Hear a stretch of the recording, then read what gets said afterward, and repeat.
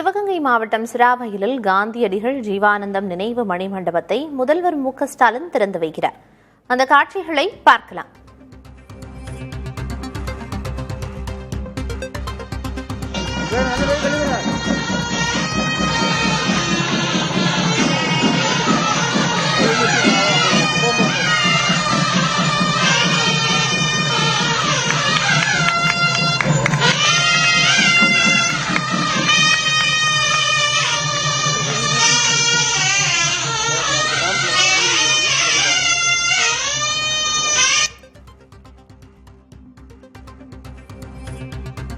இது தொடர்பான தகவல்களை வழங்குவதற்காக செய்தியாளர் இளையராஜா இணைப்பில் இருக்கிறார். இளையராஜா, கூடுதல் தகவல் என்ன?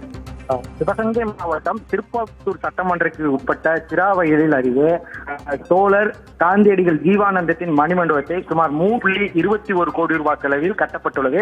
இந்நிலையில இந்த மணிமண்டபத்தை முதல்வர் தற்போது திறந்து வச்சிருக்காரு. அதை காட்சிகளை காக்கலாம். அந்த ஒரு புறம் காந்தியடிகளும் மறுபுறம் தோழர் ஜீவானந்தம் பேசுவது போல் அந்த சிலை அமைந்துள்ளது. அந்த சிலையை தற்போது முதல்வர் ரிப்பன் வெட்டி மக்கள் பயன்பாட்டிற்காக திறந்து வைத்துள்ளார். முதல்வர் இந்த விழாவில் கலந்து கொள்வதற்காக இந்த வரவேற்பதற்காக முன்னாள் நிதியமைச்சர், பாராளுமன்ற உறுப்பினர் ப. சிதம்பரம், அப்புறம் அமைச்சர் பெருமக்கள் அனைவரும் அவரை வரவேற்றனர். இந்நிலையில் இந்த நிகழ்வை முடித்துவிட்டு முதல்வர் அடுத்தபடியாக திறந்து வைக்கிறார். அதனை முடித்துவிட்டு நாளை வேளாண் கல்லூரி, அது மட்டுமில்லாமல் சட்டக் கல்லூரிகளை திறந்து வைக்கிறார். பல்வேறு நலத்திட்ட உதவிகளை வழங்க உள்ளார். தொடர்ந்து 2 நாள் பயணமாக முடித்துவிட்டு அடுத்து விமான வழியாக சென்னை புற உள்ளார்.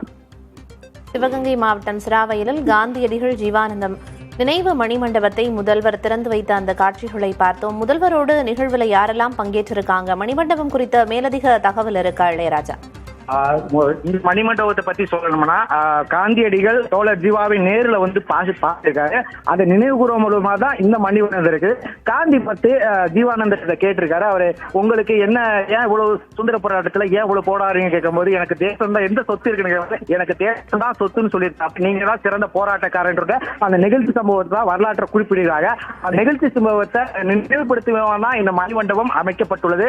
அது மட்டும் இல்லாம முதல்வர் வருகைக்காக முன்னாள் நிதியமைச்சர் ப. சிதம்பரம், இந்திய கம்யூனிஸ்ட் கட்சியினுடைய மாநில செயலாளர் வீரபாண்டியன், மெய்யநாதன், பெரிய கருப்பன் உட்பட அமைச்சர் பெருமக்கள் எல்லாம் முதல்வர் வருகைக்காக பூங்கொடுத்து வரவேற்றனர். அது மட்டும் இல்லாமல் முதல்வர் வழிநடையில் வரும்பொழுது அவரை வரவேற்றனர் பொதுமக்கள்.